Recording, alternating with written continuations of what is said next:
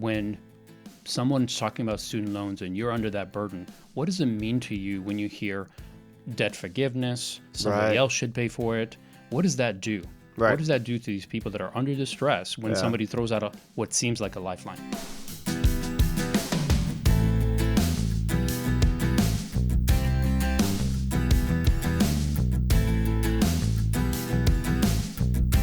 Welcome to Getting Money Right, a show dedicated to helping you achieve financial freedom through education and inspiration so that you can be free to pursue your true life's purpose.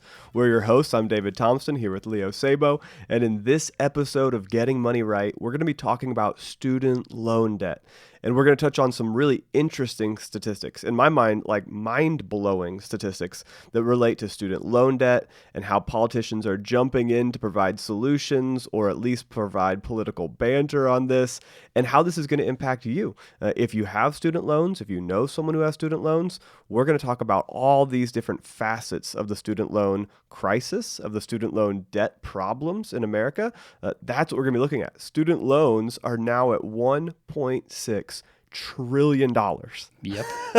That's an incredible number. It's crazy. That number has tripled since 2005. So the past 14 years, it went from, I don't know, what's 1/3 of 1.6? You know, it's 0.56, 0.57, somewhere in there. So you go from maybe 500 billion to 1.6 trillion. Yeah. The numbers are staggering. To understand the magnitude of this number, you've got to consider that credit card debt, all credit card debt, is only at 1 trillion. Yeah, which is a huge problem in itself. Which is also but a this mess. Completely eclipses that. Yes. So, we're going to have to look at the consequences for young adults as they start out their journey and they've got sizable student loans. And I just think it's crazy that we're here. I agree. And we actually found a survey that we want to share with you. It was done in 2018 by Summer and Student Debt Crisis. And some of these stats were staggering to us. So we want to share them with you and help you understand the impact this has. It's not just the loan issue. It's how it impacts those who take it and then have to start their life out. So most students that take out student loans are young adults. They're between 18 and 22 years old, less than 25. And as soon as they come out of school, they start their life. Yeah. And there are certain things that we expect young adults to do as soon as they start their career. So look at some of these statistics. 19% of these folks will put off marriage. 19%. 26% putting off having children. And we talked about the issue with how many children are being born today versus 100 years ago, and how that's impacting Social Security and so many other aspects of our society. 56% prevented from buying a house, and 42% prevented from buying a car. Yeah. I mean, these are huge, huge things. Imagine you graduate from school, but you can't purchase a vehicle to get to and from work. I mean, 42% are putting off or being prevented from buying a car. Right. The idea of 19% waiting on marriage, which I understand. There may even be some wisdom in that. Sure. But the point is that it's happening because of the amount of student loans. Yes. 80% have put off saving for retirement. I mean, that's just obvious because they're swamped with debt. But when you're young, that's the best time to start saving because then you've got a 30, 40, 50-year time horizon for that money to grow. Instead of a 20, 25-year horizon. Exactly. So we're not saying that they're necessarily wrong in the fact that they're not doing some of these things because some of them are so swamped with debt, but it's wrong that there's so much debt out there that it's now forcing these young adults to not be able to do things that they should be doing early on in their life. 58% report a decline in their credit score. And that's because they've got all this debt that they hopefully can make payments on, but not all of them can. So now their credit scores are going down. 13% failed a credit check for an apartment application. So you get out of college and you can't even get somewhere to rent. 13%. Right. I mean, that's more than 1 out of 10 people that are not going to be able to find a place to live, at least not an apartment, based on these issues from this problem. It's just crazy. Yeah. There's a couple more. 85% said student loan debt was a major source of stress. Yeah. And it's a big one because emotionally, that much debt, I've been under that type of a load, and it really does impact almost every waking moment of your life. I mean, you just go to bed thinking this is a nightmare and I need to wake up from it. And I think for some people, it's so overwhelming that some people will even commit suicide off of this, because they just don't see a way out. And that's terrible to think that somebody has with so much promise would even Right. consider taking their life because of money. Right. But this is the kind of pressure it builds. Yeah. And the last one is 50% could not donate to charity. And this is a big one. I mean, if you think about the fact that there are some organizations that are doing great things throughout the world, even in our own communities, and if everybody is not pitching in something, then these organizations either have to wait on a few people to be super generous, Yeah. or they don't get funded. Yeah. And some of these programs that are not going to be done, then the government has to step in, and we know how the government handles those kind of situations. Not done well. So again, Yeah. as we look at all of these statistics that have come from this study, we see some very significant things that are preventing Yeah. these young adults coming into their own careers, their own adult life. Yeah. And I think it's going to have even more consequences down the road Right. for these people. Right. And the things that we talk about all the time, David, is that long-term horizon about putting aside a little bit at a time for the next 30, 40, 50 years, Yeah. and how important that is to allowing you to live your life and not worry about throwing a ton of money at this, but just slowly build it over time. Yeah. And a lot of that's not even an option anymore for these folks. Yeah. Well, and you look at just the personal implications of not being able to do some of these things right after college. I mean, not being able to donate or give to a charity that's important to you. We know, Leo, that when you give, it begins to break selfishness in your own heart Sure. and in your own mind. Sure. And so if you're not able to give anything, which, hey, we know that's not true. You can always give. You can always be generous. It doesn't have to always be money either. Right. So, and it doesn't always have to be money. But we know that if somebody is being held back from giving, they're giving up the opportunity to break selfishness in their heart and in their mind. Because generosity, giving to a cause, both financially, but time and energy and your talent, that is something that roots out selfishness in you. And that's a really big deal. I look at putting off marriage. Marriage is an institution that's the foundation of the family unit, which then kind of grows into the larger city unit and into larger state and political unit. It's our society. It's our what's based on. It starts there with marriage. We have two people who can trust and rely on each other. Two are better than one. Yeah, we talked about that a lot. So putting off having children, the ability to then pour all the great things that you've learned into the next generation and into your kids, that's such a huge blessing. And to not be able to do that because of student loans, we're talking about the personal and I don't know if this is the right word, but soul level implications of finances impacting our lives. And Leo and I hate the idea that somebody would miss out on the opportunity to begin saving for their retirement, miss out on the opportunity to begin giving, to root out that selfishness in them, to be able to get married and begin to go into a deep personal relationship with somebody, all based on money. I mean, all these 10 different stats, they go beyond just the financial numbers. There's a deeper personal level here that we've got to get to. Yeah, totally agree. And there's also the morality of student loan and paying them back. Yes, I think that's something that we absolutely need to discuss, because there are a lot of folks these days interested in talking about this topic. One, because obviously the government has noticed, finally, that the 1.6 figure is just nuts. And just recently, actually, we'll mention this a little bit later, an article that came out that you and I were pointed to, that talked about how there needs to be more that the government does in order to deal with this crisis. Yeah. But let's start with, what does it mean when someone's talking about student loans and you're under that burden? What does it mean to you when you hear debt forgiveness, somebody else should pay for it? What does that do? Right. What does that do to these people that are under distress when somebody throws out what seems like a lifeline? Yeah, well, so this is what's important as we talk about this episode, and the next couple episodes where we dig into student loans, is that there is a morality to borrowing money from somebody else and paying it back. I agree. You cannot take somebody's money, use it to buy an education for yourself, and then turn around on the back end and say, well, I deserved it. You should have given me that for free. I'm not going to pay you back. There's a morality to what we're discussing here. So as we talk about student loan forgiveness programs, forgiveness is a gentle euphemism that makes it sound nicer. But what's happening is somebody else is paying your debt. And you Right. can use the term forgiveness. Hey, I'm going to forgive you, Leo, of your debt. But really, what's happening here is when the government, quote unquote, forgives, what that means is they're taking somebody else's tax dollars Hmm. and they're paying your debt off. Yeah. And so as we talk about this, there's a morality that when I go to school and I have a desire to learn about fill in the blank, engineering, art, business, math, to become a teacher, Right. I have a desire to learn. Education is not free. No. And so it costs money for someone to give me their time to teach me. It costs money for the books that are printed. It costs money for the buildings, the air conditioning, the computers. I mean, just whatever it is, there is a cost here. And so we're going to be talking about the morality of saying, look, somebody else invested in me with their time and energy, but in order to do that, I had to pay them something.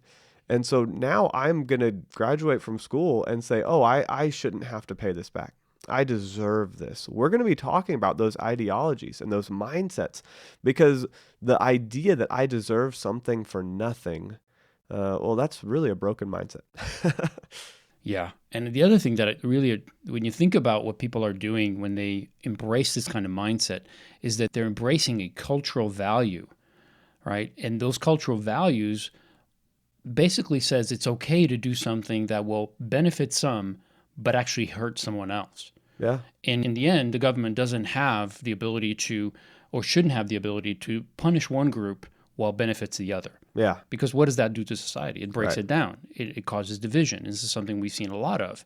And unfortunately, anytime there's a political season that ramps up because of an election or something like that, we see that where one politician was trying to find favor with one group. And unfortunately, this is where some of this poison is sprinkled in. Yeah. So we really want to address it from that perspective, not because we're trying to take a political stand on any of these issues, but really look at it from a moral perspective. What's Yeah. right? What's Right. right for What's right? everyone? Yeah. And that may not be that somebody gets a free lunch because, as we've talked about, there's no such thing. Right. There's always a cost. And there's a value to understanding that when there's a cost, there's Yeah. also a reward. When you're willing to pay Yeah, the that's cost, good. the reward is going to be much more valuable to you. And it's going to be something that you're going to be proud of, something you're going to use, something you're going to continue to put value in for the rest of your life. Yeah. Yeah. There's a value to delayed gratification and that hope of something coming in the future where you work hard, and then there's a reward and a production for it.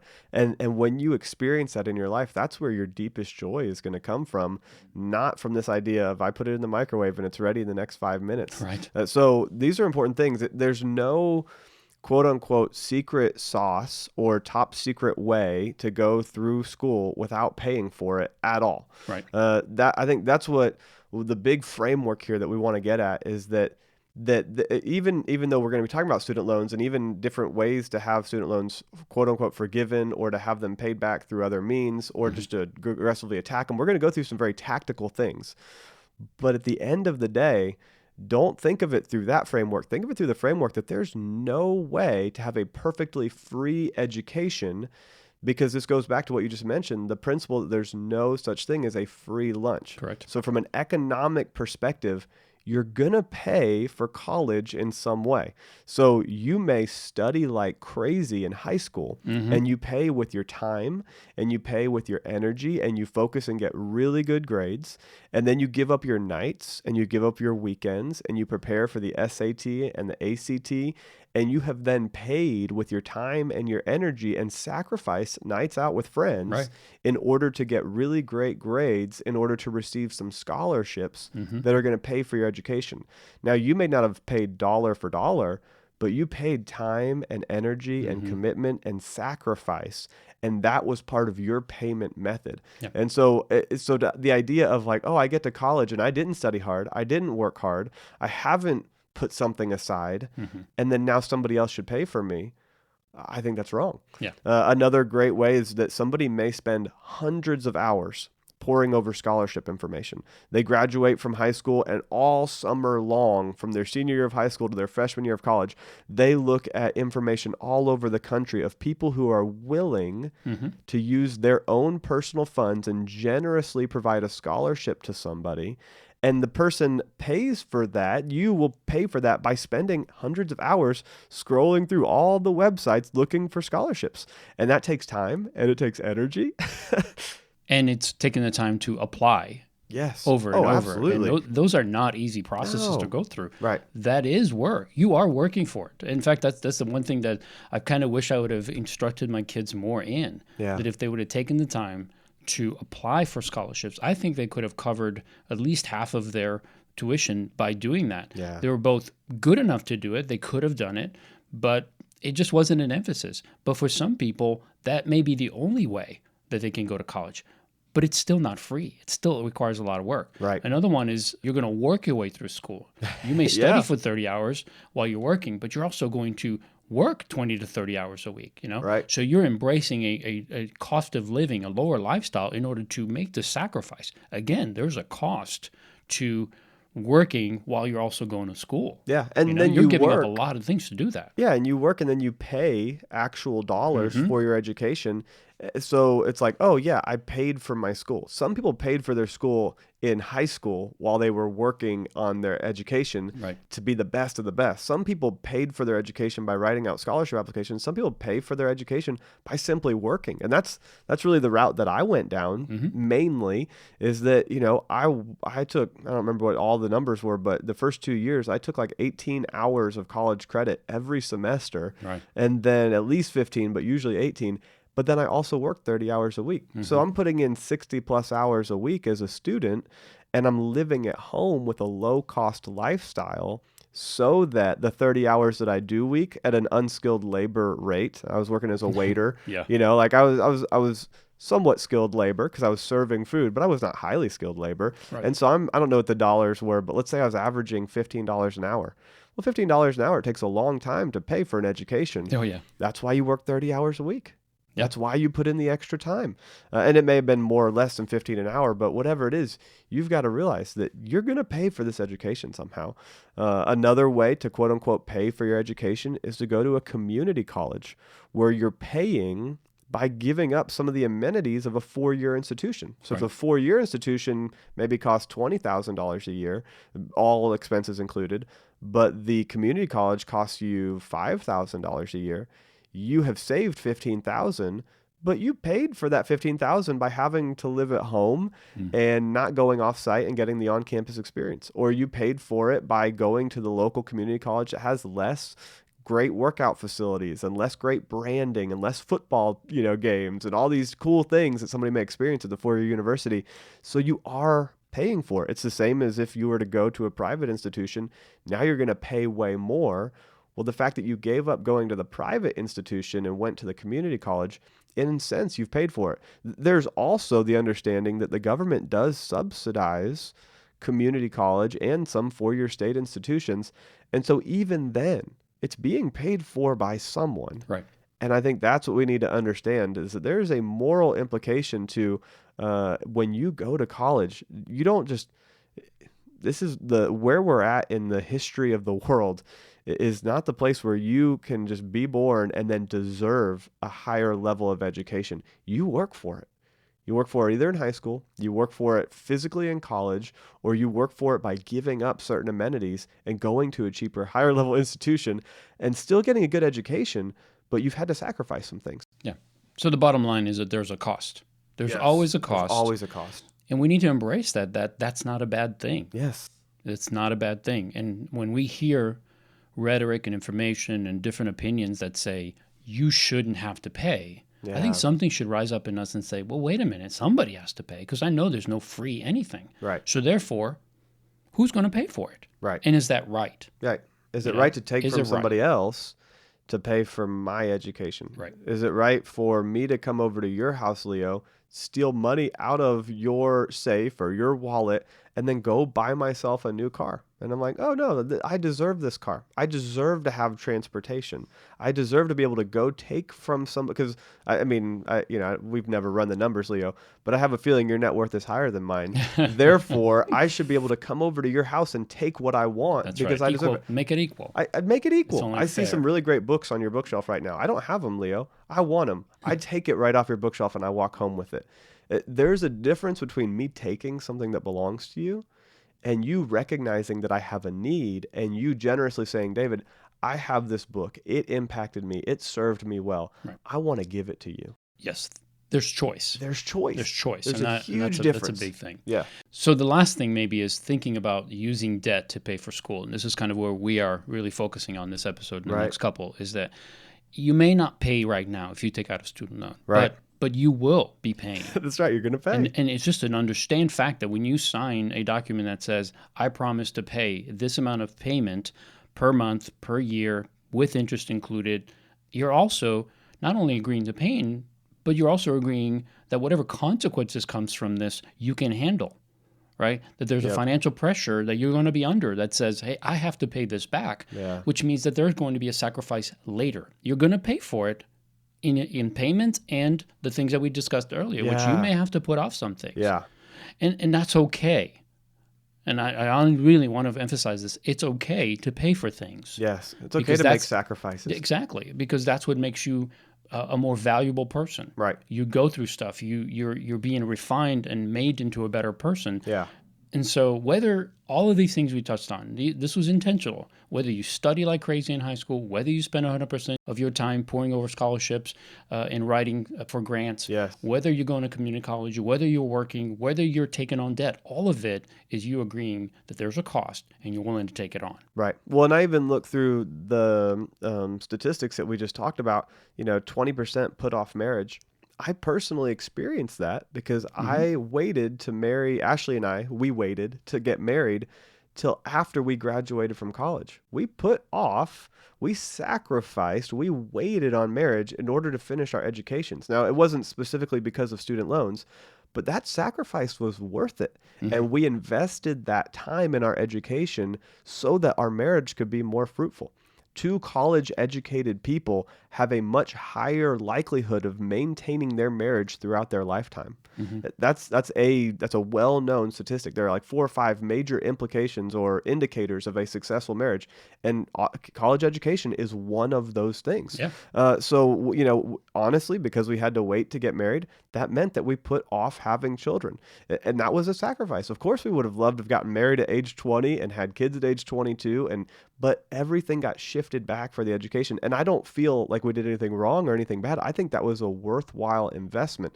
Now, when we talk about student loan debt, I think the struggle for me, is that we see students who are really not educated and they're too young to make a decision on taking out huge amounts of student loans that are going to impact them for 10, 20, 30 years down the road. And I think that it's important that as leaders, as friends, as family members, that we and you, the listener, would be going and talking to the people in this age range and sharing the implications. And I think it's interesting that the government is finally starting to catch on to this because of the $1.6 trillion of student loan debt. And guess who's kind of on the hook for that? The government. If the students don't pay... Which really means we're on the hook for it. Which really means the taxpayers. Let's just be real which is really you and me, Leo. The government could raise our taxes because they allowed somebody else to borrow money and they didn't have good educational standards in place. And now the government's in trouble, which means we're personally in trouble, which I don't love. No, not at all. So huge shout out to our friend, Jonathan Arosamena, who sent us this article from MarketWatch. And it talks about how the U.S. Treasury Department is finally understanding the importance of educating students on finances before they make these huge life-altering decisions and giving students the information that they need. So, Leo, what are some things that we can do or that as a society we could put in place at the collegiate level to begin better educating these students about the true cost and the pain of student loans? Yeah. Well, I mean, I really appreciated that this article was written and that the powers that be, whoever those are, whether it's the government or whether it's the financial institutions, that they are seeing this as a problem finally, and that they're willing to say, hey, we need to do more, that there's some financial education that needs to happen ahead of time, not after the effect, because it really does no good for those people that are already in debt at this point. We'll talk about and hopefully give some good suggestions and information that would be helpful for those folks. But I love the idea that they're doing it. It's a little bit late, but it's better than never. So I am grateful for that. But the thing that I also want to say is whatever the government and whatever institutions may put into place to help these future students make better decisions. I think that's important, that there are guidelines and things in place so that it's not easy to get into trouble. But I also would say that it's the primary responsibility of the family, the father, the mother, Yeah, that's good. the family, even the grandparents, to step in and to really educate their children and grandchildren on the importance of thinking through this big decision and whether borrowing at all is necessary or if they should pay for it in different ways that we've discussed earlier. So I think it's important that our government gets involved, that the financial institutions have some policies, some things in place that they have to abide by so they don't literally bring these people into slavery, which I think is Right. what's happening. But at the same time, we cannot be unaware of our own personal responsibilities Right. as adults who see and maybe even have experienced some of this pain. We should be influencing our children and our grandchildren Yes. so that they don't have to suffer through the pain that maybe some of us have, and obviously a lot of these people are going through right now. That's right. So some of the solutions that are being reported and being tossed out there by the Treasury Department and by other thought leaders in the space is first and foremost to have financial aid offer letters. And financial aid, let me just even pull that term apart. You have the FAFSA forms out there and financial aid applications. Financial aid is typically just a fancy, nice way of saying student loan debt and Yep, borrowing. that's it. Like That's it. financial aid, I'm going to aid you by giving you money that you can borrow. Now, there are some grants and there are some scholarships that fall under the quote unquote financial aid umbrella. But I remember when I was in school and they're like, oh, yeah, here's how you apply for financial aid. I was so excited. I was thinking, oh my goodness, They're going to help me. they're going to help me. They Right. weren't. And then when I saw what they were going to give me, it was all debt. Yep. And it was debt that I was just thinking, I don't want to go into debt for this. And Right. so I chose to, instead of going into debt, I chose to work the 30 hours Right. and to live at home. Whereas I had the opportunity to go to a school 6 hours away and live in the dorms. Yep.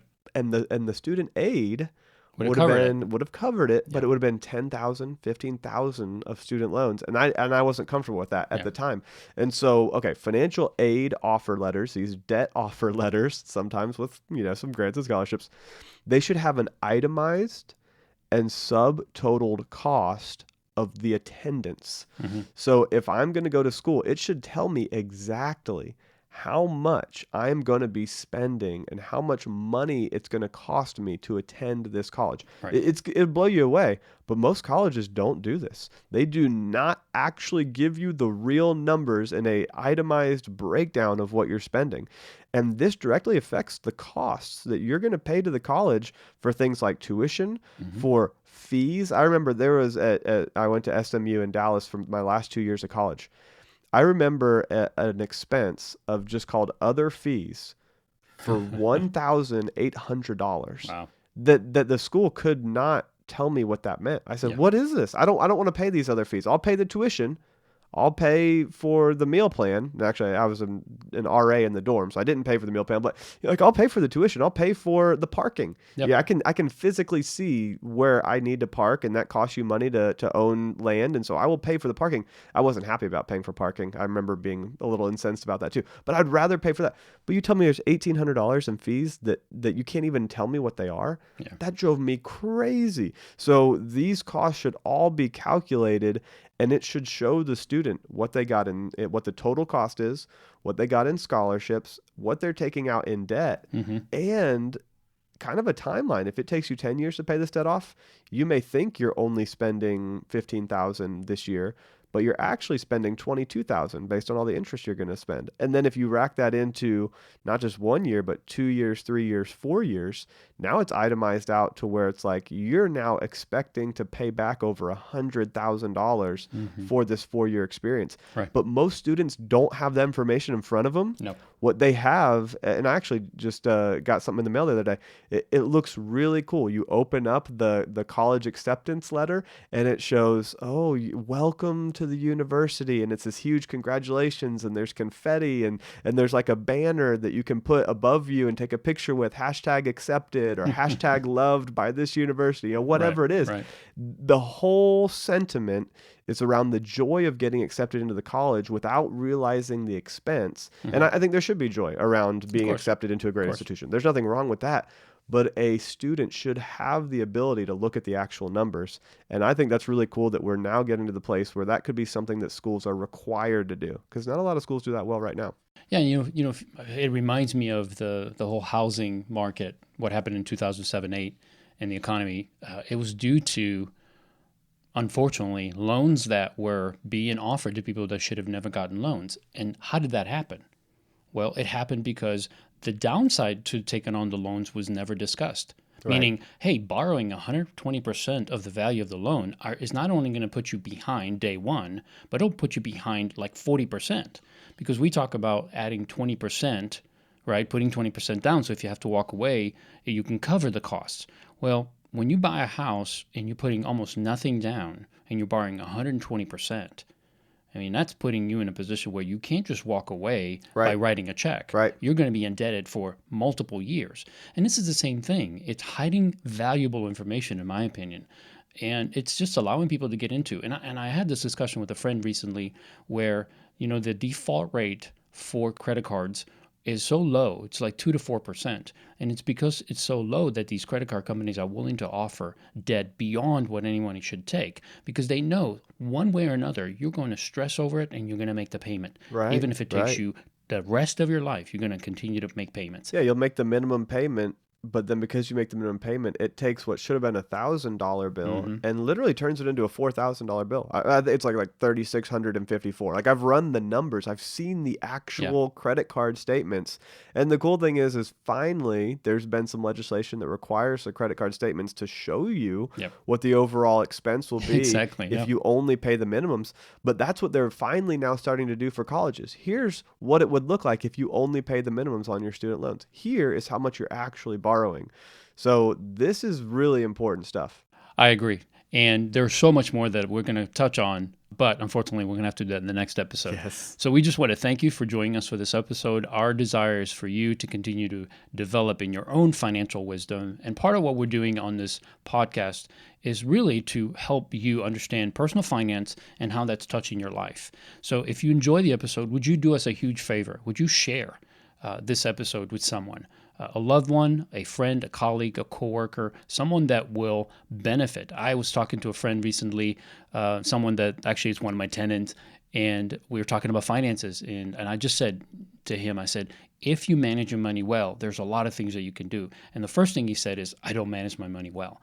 So I know I know a lot of people are stuck and they don't know what to do. They don't know how to manage it. And what we've been offering on this podcast, and what we continue to offer, is just basic financial information that I think will make a tremendous difference in your life. So please, if this is benefiting you, share it with someone else. And if you would, go a step further. Review and rate our podcast. Yes. We would love to get to 150 reviews on iTunes, because the algorithm is going to improve our exposure and more people will find us naturally. So share it, but also subscribe to it and review and rate it, because that's going to help us grow in another way. Yeah, I mean, let me just put this in here, Leo. Since we started this push, we've had another 20 people go out and rate and review the podcast, which is just, we're so grateful for that. Yeah, Thank you for taking the time. Thank you for taking the time to write something in that review. That means so much. And that's just 20 that have happened on iTunes. So that means that when you go into Spotify and the Google playlist and CastBox and all the other applications that are out there that people listen to us through, we just say thank you. 20 is just a representative sample. Yep. It's awesome. So grateful for everybody for doing that. And please continue to do it. We'd also encourage you to find and follow us on our social media channels and just continue to spread the love. We'd love for you to do that. Also, you can go to leosabo.com for more resources, tools, and helpful content. And also, you can go to stewardshippastors.com and see all the great work that David is doing through that website and all the help that he's giving to churches and local leaders in churches about biblical stewardship and really equipping this generation of leaders to train up and do what we're doing in this sense, but doing it in a church setting. And I love that. Yeah. Check out his book, Jesus on Money. You can pre-order that. That's coming out later this year. And I think it's going to be a great resource for you and potentially your pastor. If you are going to a church and your pastor does not address this topic, we know many pastors are kind of shy about teaching on money because there could be some negative consequences, and I understand that. Well, this book is going to be a great resource for them so that they can use that information to teach their congregation about money from a biblical perspective. Well, we are grateful for all that you're doing to spread the love for Getting Money Right. And we look forward to having you join us next time so that together we can keep getting money right.